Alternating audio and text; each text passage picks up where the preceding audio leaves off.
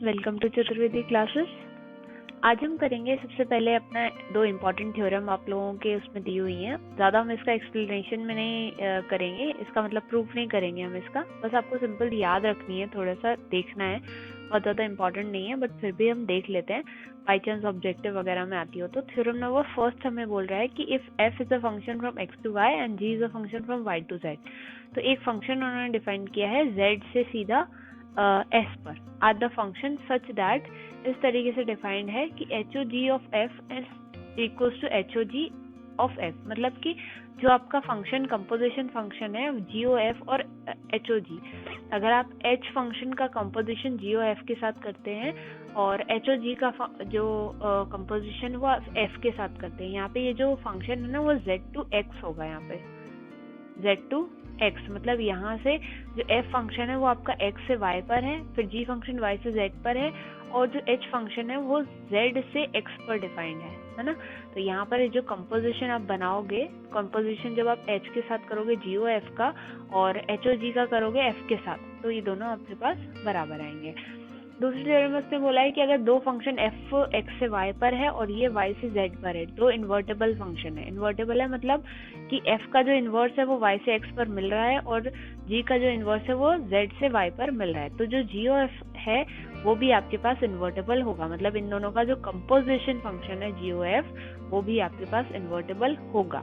और ऐसा इन्वर्टेबल होगा कि अगर आप जी ओ एफ का इन्वर्स निकालो, मतलब अगर आप एफ का इन्वर्स जो है उसका कंपोजिशन अगर जी के इन्वर्स के साथ करोगे तो आपको जी ओ एफ का इन्वर्स मिल जाएगा। ऐसा थ्योरम है ये, तो आपको ये चीज तो याद करके रखनी है। अब इसमें हम आगे एक इम्पॉर्टेंट एग्जाम्पल देख रहे हैं आज, एग्जाम्पल नंबर 27। इस एग्जाम्पल नंबर 27 में उसने हमसे कहा है consider function f from 1 to 3, एक minute, consider function f from 1 to 3 to abc and g function from abc to apple ball cat। ये जो g फंक्शन है वो इस पर डिफाइन है such that कि f1 की इमेज a आ रही है, आपकी 2 की इमेज b आ रही है और 3 की इमेज आपके पास c आ रही है। इसी तरीके से a की इमेज आप g फंक्शन में, b की इमेज बॉल आ रही है और c की इमेज आपके पास कैट आ रही है।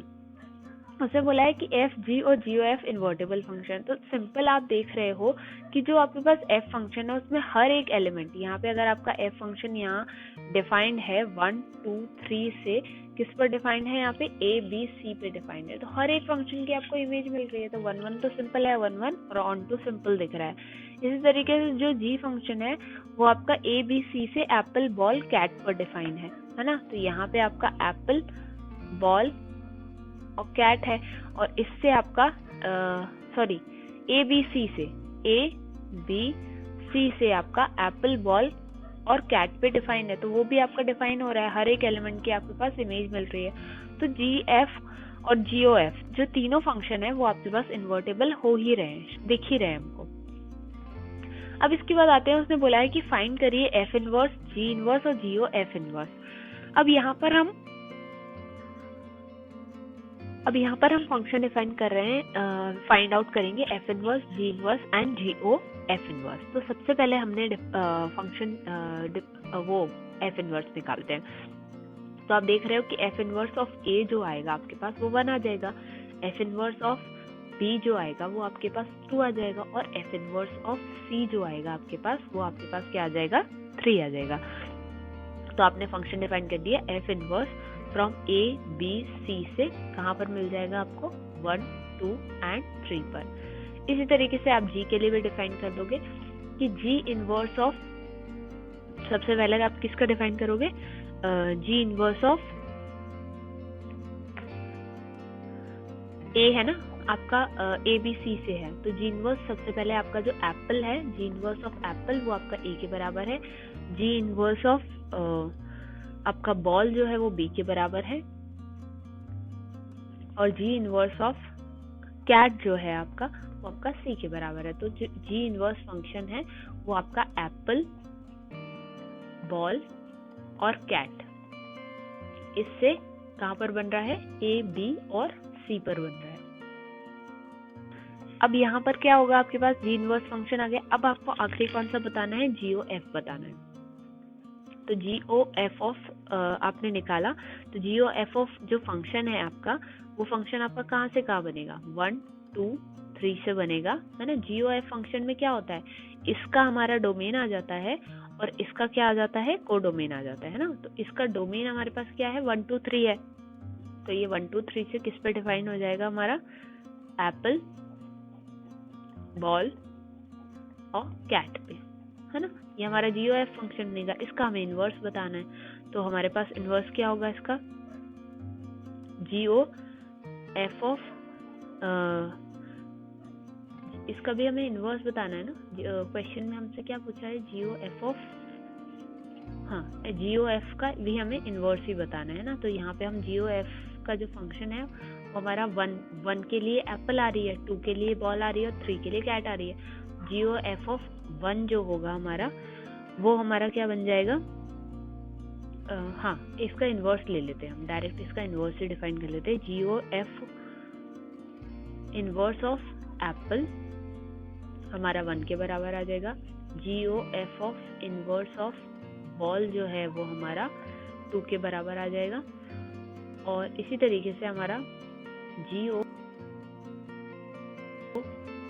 जो है वो हमारा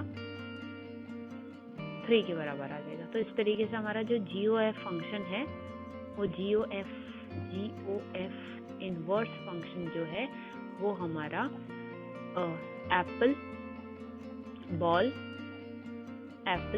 बॉल कैट से 1 2 3 पर डिफाइन हो गया।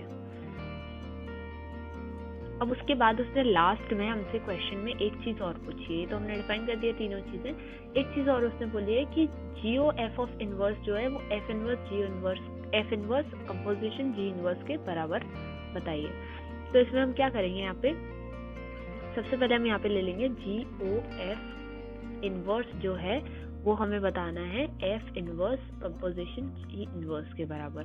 तो हमने यहाँ से लेफ्ट हैंड साइड से हम शुरू करते हैं। GOF ऑफ इनवर्स हम ले लेते हैं किसका, एप्पल का, है ना। तो एप्पल हमारा किसके बराबर है था, हमारा 1 के बराबर था। किसके बराबर था, एप्पल हमारा 1 के बराबर था। तो यहाँ पे हमारा, जब हम इसको इस तरीके से भी लिख सकते हैं, और जो हमारा F inverse of G inverse of Apple अगर हम लेते हैं तो वो हमारा किसके बराबर हो जाएगा, अगर हम इस तरीके से लेते हैं।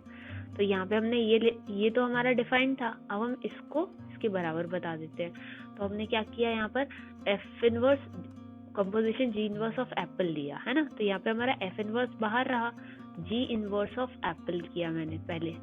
अब G इनवर्स ऑफ एप्पल का मतलब क्या है कि जो इनवर्स फंक्शन हमने डिफाइन किया था वो किसके बराबर आ रहा था हमारा, वो हमारा आ रहा था A के बराबर, है ना। G इनवर्स ऑफ एप्पल हमारा A के बराबर आ रहा था, तो F इनवर्स ऑफ A बन गया। और जो F इनवर्स ऑफ A है वो हमारा किसके बराबर आ रहा है, 1 के बराबर आ रहा है। इसका मतलब है F inverse composition G inverse of Apple जो है वो 1 के बराबर आ रहा है, और GOF इनवर्स ऑफ एप्पल भी है 1 के बराबर। मतलब ये दोनों में हम कोई एलिमेंट डाल रहे हैं तो वो दोनों एलिमेंट कैसे आ रहे हैं, हमारे पास बराबर आ रहे हैं। तो ये हमारे पास प्रूफ हो गया। बस इस क्वेश्चन में इतना ही करना था आपको।